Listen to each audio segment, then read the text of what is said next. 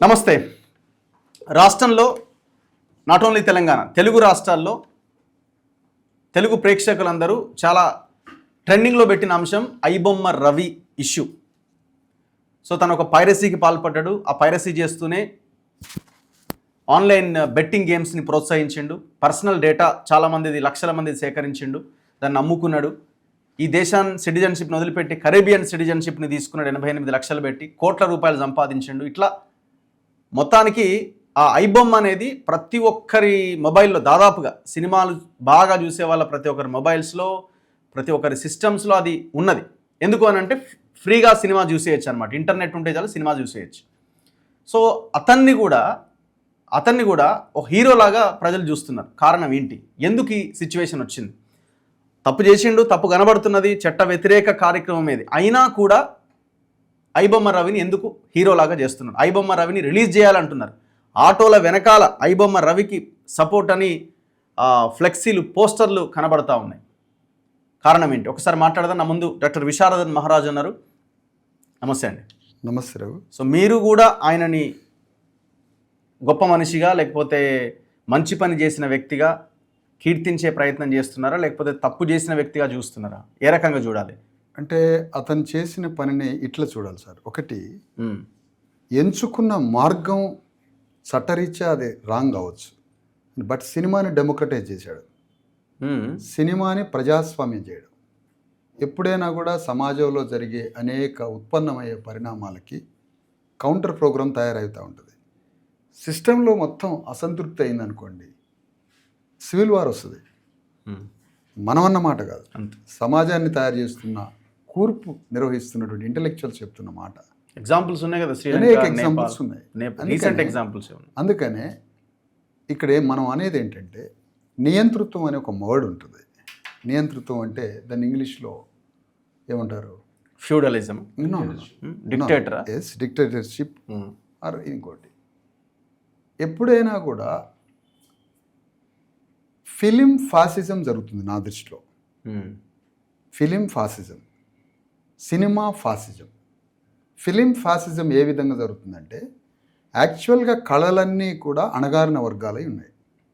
ఎప్పుడైతే ఆధునికత వైపు వస్తుందో, మోడర్నైజ్ ఎనీ కమ్యూనిటీ ప్రొఫెషన్స్ కావచ్చు, ఆర్ట్ ఫామ్స్ కావచ్చు, ఆర్ట్ ఫామ్స్ మొత్తం అణగారిన వర్గాలే, రంగస్థలం అంతా అణగారిన వర్గాలే. ఎప్పుడైతే సినిమా వచ్చిందో, ఈ కళల్ని సినిమాటిక్గా మార్చుకొని తెర మీదకి అగ్రవర్ణాలు వచ్చారు. బ్రాహ్మిన్స్, రెడ్డిస్, కమ్మాస్, కాపు. వీళ్ళలో వచ్చి సినిమాని ఒక భయంకరమైన కమర్షియల్ సినిమాగా మార్చి దాని మీద వేల లక్షల కోట్ల రూపాయల ధనాన్ని సేకరించి, తద్వారా భూమిని, వ్యాపారాన్ని, రాజకీయాన్ని మూడింటిని కబళించేశారు. కబళించడం, భూమిని కబళించడం, వచ్చిన ధనంతో రాజ్యాన్ని కబళించడం, వ్యాపారాన్ని నియంత్రించడం. ఇంత ఉన్మాద స్థాయికి సినిమా ద్వారా అగ్రవర్ణాలు చేసిన పని ఇది. ఫస్ట్ సినిమా బ్రాహ్మణ్ చేతిలో ఉంది. బ్రాహ్మణ్ నుంచి కమ్మాస్కి ట్రాన్స్ఫర్ అయింది. కమ్మాస్కి బ్రాహ్మణ్స్కి మధ్య కొద్దిమంది రెడ్ల చేతిలో ఉంది. కమ్మాస్ నుంచి కాపులకి ట్రాన్స్ఫర్ అవుతా ఉంది. ఈ సినిమా గుత్తాధిపత్యం, ఈ సినీ ఫ్యాసిజంలో మౌలికమైన మా ప్రశ్నలు ఏంటంటే, ఓకే, పైరసీ అనేది గవర్నమెంట్ యాక్ట్ ప్రకారం రాంగే. నేను ఒకటే క్వశ్చన్ అడుగుతున్నా. Any film director, any producer ఎవరిని అడిగి డప్పుని మీరు వాడుతున్నారు? డప్పు అనేటువంటి ఇన్స్ట్రుమెంట్ని ఎవరిని అడిగి వాడుతున్నారు? డప్పుని మాదిగ కమ్యూనిటీని అడిగి మీరు డప్పుని వాడుతున్నారా? పేటెంట్ రైట్ ఎవరికి ఉన్నది డప్పు మీద? కుమ్మరి వాళ్ళ కుండని ఒక సినిమాలో వాడుతున్నారు. కుమ్మరి వాళ్ళకి మీరు ఏమిచ్చారు? మాదిగ డప్పుకి ఏమి ఇచ్చారు మీరు? అనేక జానపద కళల్ని మీరు దోచుకొని సినిమాగా మార్చారు. ఎవరికి ఏమిచ్చారు? ఆదివాసీల సంస్కృతితో, కొమరం భీము స్టోరీతో త్రిబుల్ సినిమా తీసిన రాజమౌళి 2000 కోట్ల రూపాయలు సంపాదించి అక్కడున్న ఆదివాసీలకు ఏమిచ్చారు మీరు? భారతదేశంలో ఉన్న ఆదివాసీ సంస్కృతిని మూల సరుకుగా వాడినటువంటి film industry, upper caste fascism film, fascist films producers ఒక్కొక్క కల్చర్ని వాడుకొని తద్వారా వచ్చిన వేల కోట్ల రూపాయలతో భూమిని కొంటున్నారు, వ్యాపారాలు చేస్తున్నారు, రాజ్యాధికారాన్ని పట్టుకుంటున్నారే. మీరు ఆ పీపుల్కి ఏమి ఇస్తున్నారు? నేను మిమ్మల్ని అడుగుతున్నా. ఐబొమ్మ రవి సినిమాని డెమోక్రటైజ్ చేయాలని పోవచ్చు, గమ్యం కావచ్చు, కానీ రాంగ్ కావచ్చు. గవర్నమెంట్ పెట్టిన నామ్స్కి రాంగ్ పోవచ్చు, బట్ సినిమా డెమోక్రటైజ్ అయింది. ప్రభుత్వ చర్యకి కాన్స్టిట్యూషన్ నమ్మేవాళ్ళుగా ఆ చట్టం ద్వారా ఆయనకి శిక్ష పడుతుంది. అది ప్రోగ్రామింగ్ తప్పే, కానీ సినిమా డెమోక్రటైజ్ కావాలనుకున్నాడు ఆయన, సినిమాని అందరికీ చూపించాలనుకున్నాడు, ఏదో జరిగిపోయింది. కానీ సినిమా వాళ్ళని అడుగుతున్నాం. అన్నపూర్ణ స్టూడియో, పద్మాల స్టూడియో, ఈ స్టూడియోలకి 100,000 ఎకరాల భూమి రామానాయుడు స్టూడియో ఇచ్చింది. దేనికి? What purpose? Ramoji film studio 2,500 ఎకరాలు. ఇలాంటి స్టూడియోలు ప్రొడ్యూసర్లకి, సినిమా వాళ్ళకి, అప్పర్ కాస్ట్కి ఇచ్చారు. ఏ అణగారిన కులాలకి ఫిలిం ఇండస్ట్రీలో భూములు ఇవ్వలే. ఈ భూములు కాంగ్రెస్ పార్టీలో ఉన్న రెడ్డి గవర్నమెంట్ కేసీఆర్ రామోజీరావుకి అనేక రకాలుగా దోచిపెట్టారు ఈ భూముల్ని. ఈ భూములు ఇచ్చినప్పుడు మీరు ఆ పట్టాలు చదవండి. దీన్ని కమర్షియలైజ్ చేయకూడదు, దీని మీద యాజమాన్య హక్కులు ఉండవు, ఇవి రెంట్లకి ఇవ్వకూడదు అని అనేక ఒక 7-8 కండిషన్స్ తోటి ఆ పట్టా ఇచ్చారు. వాళ్ళు ఏం చేస్తున్నారు? దాన్ని వ్యాపారంగా మార్చారు, దాన్ని లీజుకి ఇస్తున్నారు, అవి రెంట్స్కి ఇస్తున్నారు, షాపింగ్ మాల్స్ కట్టారు. ఈ ప్రశ్నకి సమాధానం చెప్పాలి ఫిలిం ఇండస్ట్రీ. ఫిలిం ఛాంబర్స్కి ఇప్పుడు ఉన్నటువంటి దిల్ లేని దిల్ రాజు ఉన్నాడు కదా, దిల్ లేని దిల్ రాజు వెంకటరామిరెడ్డి, అతను సైలెంట్గా దానికి పెట్టారు కదా, అతను సమాధానం చెప్పాలి దీనికి. అప్పర్ కాస్ట్ కంట్రోల్ ఫిలిం వాళ్ళ దగ్గర Chiranjeevi as a person, very good person, as a film representative పచ్చి దొంగలకు నాయకత్వం ఇస్తున్నాడు చిరంజీవి. ఎందుకు? నీ ఫిలిం ఇండస్ట్రీలో ల్యాండ్ ఎక్కడున్నది? అది కమర్షియలైజ్ అవుతుందా? గవర్నమెంట్ ఇచ్చింది. మీరు ఏమైనా ట్యాక్స్లు పర్ఫెక్ట్గా కడుతున్నారా? ఒక్కొక్క ఫిలిం బయటికి రాగానే 100,000 కోట్లు ఎందుకు దొరుకుతున్నాయి మీ కొంపల్లో? ట్యాక్స్ ఇన్కమ్ ట్యాక్స్ దాడులు ఎందుకు జరుగుతున్నాయి? మీకు ఇచ్చినటువంటి బంజారా హిల్స్లో 100 ఎకరాల భూమి మీరు కమర్షియల్ చేయొద్దని గవర్నమెంట్ రెంట్కి ఇవ్వద్దు, లీజుకి ఇవ్వద్దు, దాని మీద ₹1 కమర్షియలైజ్ చేయొద్దు, అది సామాజిక సేవ కోసం ఇచ్చింది ల్యాండ్. ఆ ల్యాండ్ మీద మీరు చేస్తున్న పని ఏంటి? దందా అంటే కల్చర్ని వాడతారు. మీరు చూడండి, కెమెరా కానీ, స్టోరీస్ కానీ, సినిమా ట్యూన్స్ కానీ, ఇవన్నీ హాలీవుడ్ నుంచి కాపీ కొడుతున్నారు. మీకు మణిరత్నం గొప్ప డైరెక్టర్గా కనిపిస్తాడు. మణిరత్నం వాడుతున్న ప్రతి సీన్ అది హాలీవుడ్ నుంచి కాపీ కొడుతున్నాడు. హాలీవుడ్ ఫిలిమ్స్ నుంచి కాపీ కొట్టి భారతదేశంలో గొప్ప గొప్ప దర్శకులుగా పేరుగాంచుతున్నారు. హాలీవుడ్ వాడు వీళ్ళని వదిలేసిండు.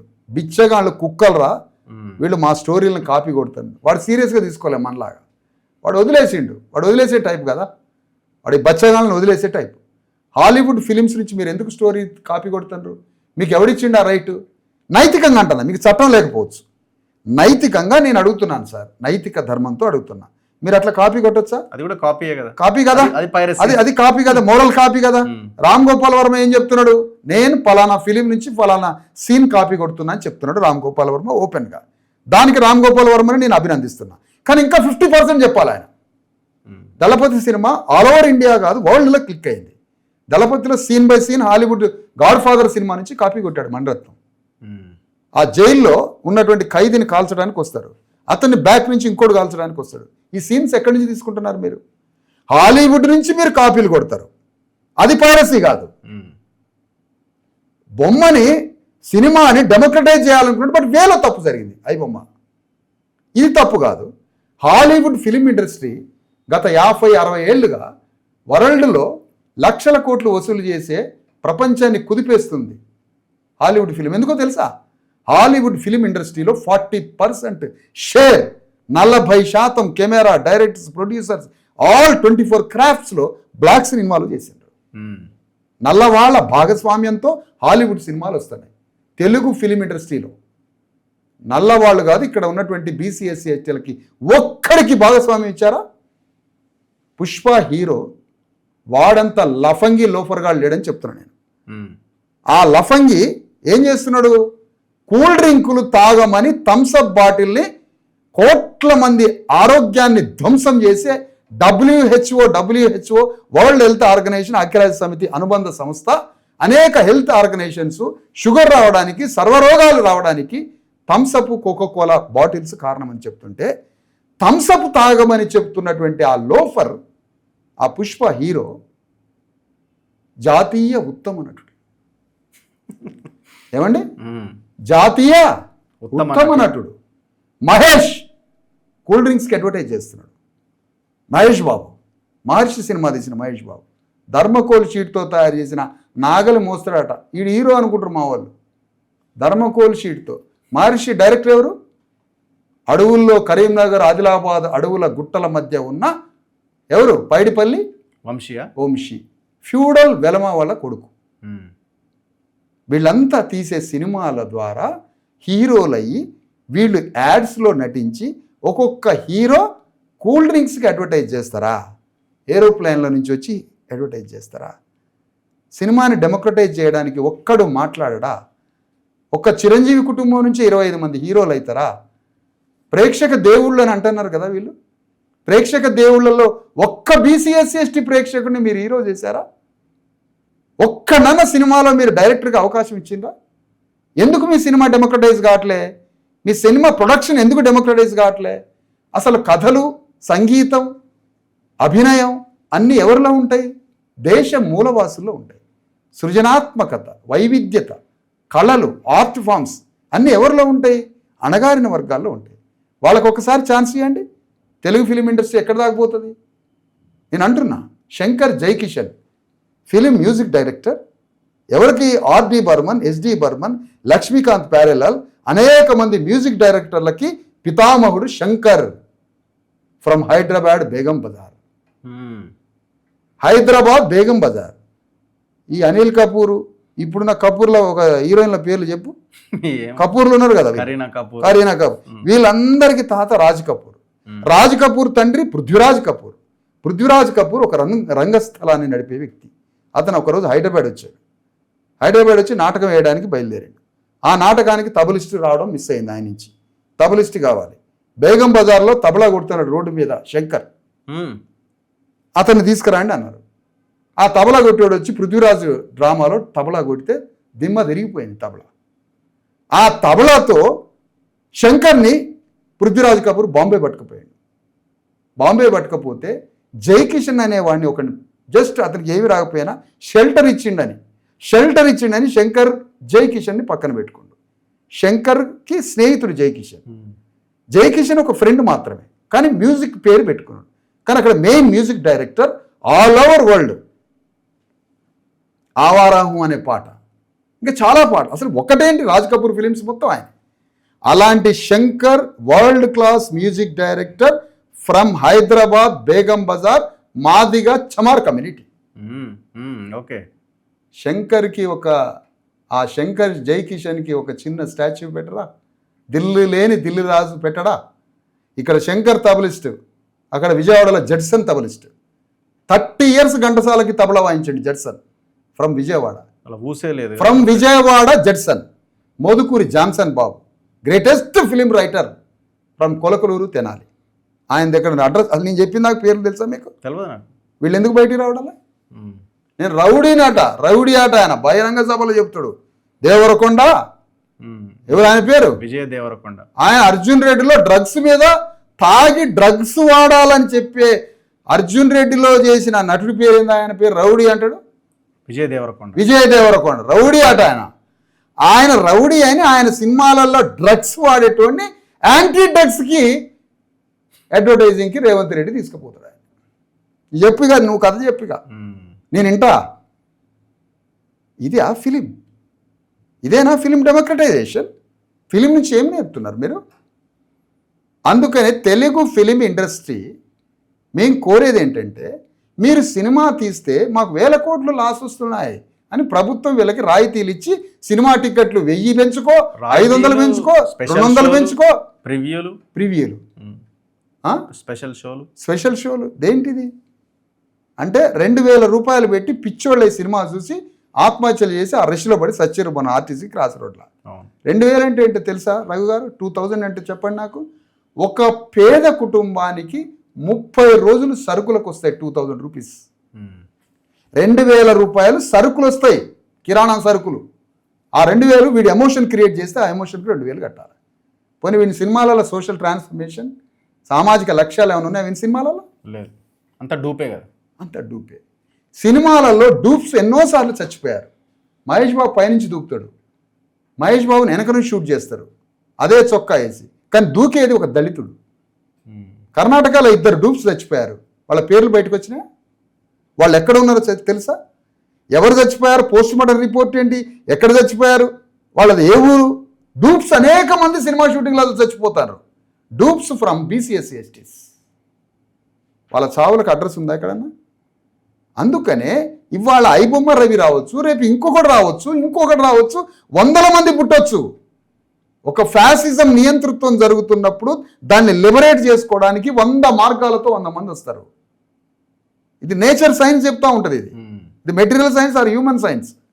మేం కోరేది ఏంటంటే ఇప్పటికైనా ఇండియన్ సినిమా, ఇంకా ముఖ్యంగా చెప్పాలంటే తెలుగు సినిమా డెమోక్రటైజ్ కావాలి. ఆ సినిమాకి సామాజిక లక్ష్యం ఉండాలి. ప్రభుత్వం ఇచ్చే అన్ని రాయితీలని అనుభవిస్తున్నటువంటి తెలుగు ఫిలిం ఇండస్ట్రీ డెమోక్రటైజ్ అయ్యి ఆ ఫిలిం ఇండస్ట్రీలో బీసీఎస్సీ ఎస్టీలని భాగస్వాములు చేయాలి. హీరోలుగా, కథా రచయితలుగా, దర్శకులుగా డెమోక్రటైజ్ చేయాలి. కాబట్టి ఈ సినిమాలో డెమోక్రటైజ్ చేసి పీపుల్ని భాగస్వాములు చేసి వాళ్ళ టికెట్ ధరల్ని 10 రూపాయలు 20 రూపాయలు ఉచితము చూపించండి. ఇప్పుడు సజ్జనారు ప్రెస్ మీట్ పెట్టి మొత్తం అందరినీ లైన్లో కూర్చోబెట్టి ఇదంతా కూడా షో ఆఫేనా? ఒకటి సార్, సజ్జనార్ అంటే ఆయన చేస్తున్న పని ఏంటి? చట్టం పని. సజ్జనార్ చేస్తున్న పని ఏంటి? చట్టం. ఆయనకి చట్టాన్ని రక్షించమని సజ్జనార్ గారిని అపాయింట్ చేసిండు. సజ్జనార్ ఏమైనా స్వయంగా తన భావాలని, ఇప్పుడు నాకున్న భావాలే సజ్జనార్ గారికి ఉన్నాయనుకోండి, చేస్తాడా? చేయలేడు కదా. పోలీస్ ఆఫీసర్ అంటే ఏంటి? అవును, విధేయుడు, చట్టానికి విధేయుడుగా ఉంటాడు. ఆయన ప్రైవేట్ ఫీలింగ్స్ కనుక్కోండి మీరు. సజ్జనార్ ఏం చేస్తాడు? సజ్జనార్ గారి మీద వచ్చే ఆదేశించిన వాళ్ళు అసెంబ్లీలో చట్టాలు తయారు చేయడం, ఫ్రేమింగ్ అంతా అక్కడి నుంచి వస్తుంది కదా. అందుకని బేసిక్ పాయింట్ ఏంటంటే తెలుగు ఫిలిం ఇండస్ట్రీ ఫ్రమ్ 1935 నుంచి స్టార్ట్ అయిన మూకీ టాకీ నుంచి స్టిల్ ఇప్పటి వరకు అప్పర్ కాస్ట్ కంట్రోల్లో ఉంది ఫిలిం ఇండస్ట్రీ. కాబట్టి ఈ ఫిలిం ఇండస్ట్రీలో ఉన్న ఇది తెలంగాణలో ఫిలిం ఇండస్ట్రీ అడ్డా వేసింది. ఈ అడ్డా వేసిన తెలుగు ఫిలిం ఇండస్ట్రీని డెమోక్రటైజ్ చేయాలి. అన్ని వర్గాలను అందులో కలుపుకోవాలి. టికెట్ల ధరల్ని 10 రూపాయలు 20 రూపాయలు పెట్టాలి. 50 రూపాయల కన్నా 1 రూపాయి టికెట్ పెట్టొద్దు. మరి ఎట్లా మంచినీళ్ళు థియేటర్, నేను సినిమాలు చూస్తాను, నేను అప్పుడప్పుడు థియేటర్లో మంచినీళ్ళు ఉండవు. థియేటర్లను చూసేది జాయింట్ కలెక్టర్. 60 రూపాయలు జాయింట్ కలెక్టర్ థియేటర్లను మానిటర్ చేసేది. ఎక్కడైనా మంచినీళ్ళు పెడతాడా? లేదు. ఎందుకు పెట్టట్లే వాటర్? సినిమా చూసేదంతా ప్రేక్షకులు ఎవరు? 90% బీసీఎస్సీ ఎస్టీల నెత్తురుతోటి ఈ ప్రొడ్యూసర్లు డబ్బులు తీసుకుంటారు. వందల కోట్ల రూపాయలు. మా కూలీ డబ్బులు మొత్తం వైన్ షాపులకి, సినిమాలకి, హాస్పిటల్కి, పోలీస్ స్టేషన్లకు పోతున్నాయి బీసీఎస్సీ ఎస్టీలకి. ఒక్కటన్నా పర్పస్ఫుల్ ఒక కాన్సెప్ట్ ఉందా ఒక సినిమాలో? ఈ ఫిలిం హీరోస్ ఎవడైతే కూల్ డ్రింక్స్ అడ్వర్టైజ్ చేస్తున్నారో, ఎవడైతే మనుషులకు వ్యతిరేకమైనటువంటి ఇవి చేస్తున్నారో, జాతీయ ఉత్తమ నటుడు అంటే నీకు సిటిజన్షిప్ ఉండొద్దా? అదే నీకు యాజ్ ఎ సిటిజన్ యొక్క సివిల్ స్కోర్ లాగా దీంట్లో ఒక ఉత్తముడు అనేటువంటి పాత్ర ఉండొద్దా? నువ్వు కూల్ డ్రింక్లో పెట్టేవాడికి జాతీయ ఉత్తమ నటుడు ఇస్తావా? దాగుల్బాజీ పుష్ప స్టోరీతోటి జయభీమ్ సినిమా మాత్రం పనికిరాదు వీళ్ళకి. అందుకనే మా బీసీఎస్సీ ఎస్టీ ఒపీనియన్ ఏదైతే ఐడియాలజీ ఉందో అది సినిమాలో అడుగుతాం, అప్పర్ కాస్ట్ పరిశ్రమల్లో అడుగుతాం, ఎనీవేర్ ప్రతి ప్లేస్లో 90% బీసీఎస్సీ ఎస్టీస్ వాటాని అడిగి తీరతాం. ఎంతకైనా పోతాం, మేము పోరాడతాం. Thank you very much Visharadan గారు. అందుకే ప్రజల నుంచి ఈ రకమైన స్పందన వస్తున్నది. ఇండస్ట్రీ మీద ప్రజలకు కూడా అంత కోపం కానీ, ద్వేషం కానీ, ఒక రకమైన ఏహ్య భావం కానీ కనబడుతున్నది. సో ఇది మార్చుకోవాల్సిన బాధ్యత ఇండస్ట్రీది, ఈ వ్యవస్థది. చూస్తూనే ఉండండి మన తొలి వెలుగు.